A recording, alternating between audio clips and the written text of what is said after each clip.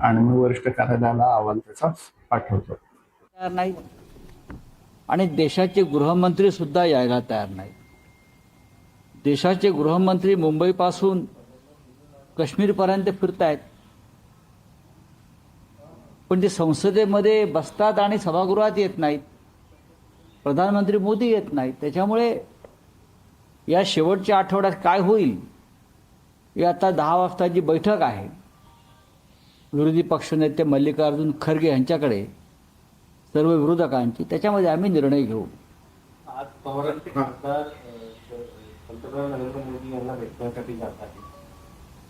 तुम्ही कसं बघता? याच्याकडे काही गांभीर्याने बघण्याची गरज नाही.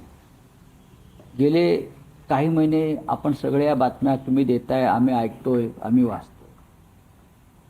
आमदारांनी मुख्यमंत्र्यांना भेटावं, यात विशेष काय? आमदार मुख्यमंत्र्यांना भेटणारच.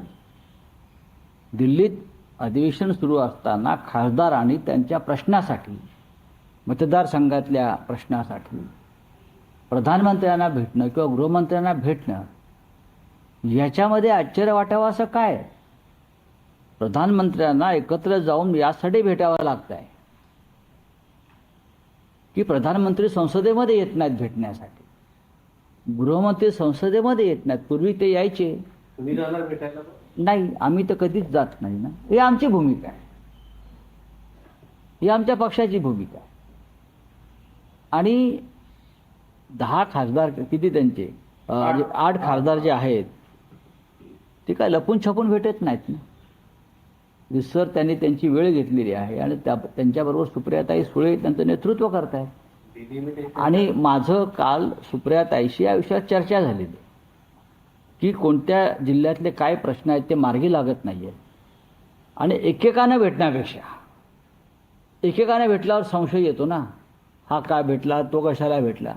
त्याच्यामुळे आपण एकत्र जाऊ आणि एकत्र प्रश्न मांडू, ही त्यांच्या पक्षाच्या प्रमुख नेत्या किंवा कार्यकारी अध्यक्ष ज्या आहेत त्या पक्षाच्या सुप्रिया सुळे यांचं म्हणणं बरोबर आहे.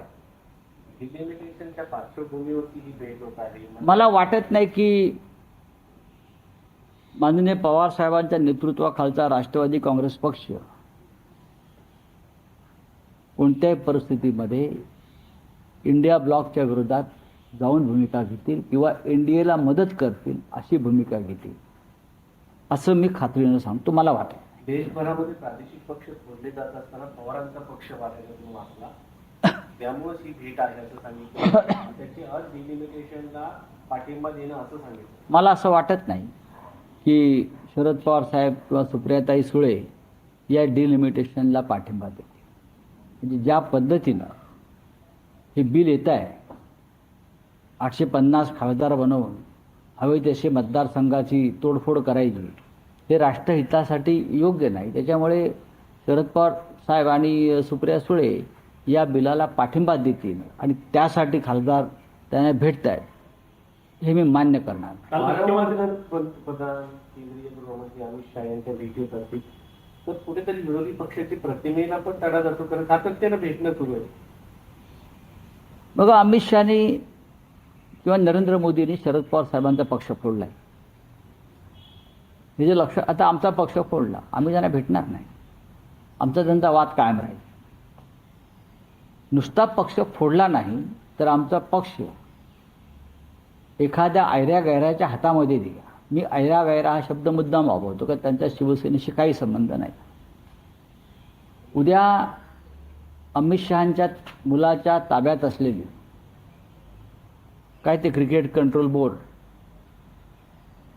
हे जय शहाला काढून, बरं का, उद्या आमची सत्ता आल्यावर दुसरं कोणाच्या हातात दिलं. आता क्रिकेट बोर्डामध्ये राजकीय पक्ष नाही, शिवसेना असेल किंवा शरद पवारांचा राष्ट्रवादी काँग्रेस असेल, ज्या पद्धतीनं अमित शहानी हे राजकारण केलं आहे, निर्घृण, क्रूर, अमानुष, त्याच्यामुळे त्यांना माफी नाही. ज्या दिवशी आमच्याकडे सत्ता येईल त्या दिवशी त्यांना कळेल. सगळंच फोडलंय ना. मी काय म्हणतो, ही त्यांच्या पक्षाने घेतलेली भूमिका आहे, पण ते एनडीए बरोबर जाणार नाही. आमचा स्वाभिमान जरा वेगळ्या प्रकारचा आहे. आम्ही त्यांचं तोंड पण बघत. पवार स्वाभिमानी असं म्हणायचं. आहेत ना, पण ते त्यांचं राजकारण हे सर्वसमावेशक आहे. आमचं तसं नाही आहे. सगळ्यांना बरोबर घेऊन जाण्याच्या भूमिका त्यांच्या असतात. आमची तशी नाही. आम्हाला आमचा पक्ष महत्त्वाचा आहे. ज्या पद्धतीनं आमच्या पक्षाच्या पाठीत खंजीर खुपसला, ज्या असंविधानिक पद्धतीनं आमचा पक्ष फोडला आणि त्या गटांना मान्यता द्यायचा प्रयत्न केला, आमचं चिन्ह गेलं, आमचा पक्ष ऐऱ्यागैऱ्यांच्या हातात दिला, त्याच्यामुळे आमची लढाई चालू राहणार. तुम्ही म्हणाले जोपर्यंत आमची सत्ता आल्यावरती आम्ही दाखवून देऊ असं तुमचं विधान आहे. म्हणजे आता म्हणत नाही, मी वारंवार म्हणतो, हे का आजचं माझं स्टेटमेंट नाही आहे ना. मग पक्ष कसे फुटतात हे भाजपला कळेल, अमित शहाना कळेल. हातामध्ये सत्ता असल्यावरती पक्ष कसे फुटतात हे त्यांच्यापेक्षा निर्घृण पद्धतीने आम्ही दाखवू शकतो, असं आता आमचं ठरलेलं आहे. दयामाया नाही. तुम्ही शहाजीबाब- या कृत्याबद्दल अलोकशाही पद्धतीने म्हणतात आणि तुम्ही सत्तेत आल्यानंतर तेच करणार म्हणतात. हो, करणार नाही. मग ती लोकशाही कशी? लोकशाहीच आहे ती आता. लोकशाहीच्या नवीन व्याख्येत ती बसते, जी या लोकांनी बनवली. मग का आम्ही काय शंड आहोत की नामर्द आहोत? तुम्ही परत हे दाखवण्यासाठी लोकशाही त्यांनी पाहिजे पुढे असं म्हणतात. बघा, ज्या दिवशी सत्ता जाईल तेव्हा 80% BJP आपोआपच खाली होणार आहे.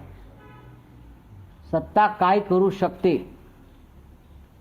तर सत्तेची पोलादी पकड काय करू शकते हे तेव्हा कळेल. काहीही न करता भाजपा माचीसचा रिकामा बॉक्स असतो ना, तसा रिकामा होईल.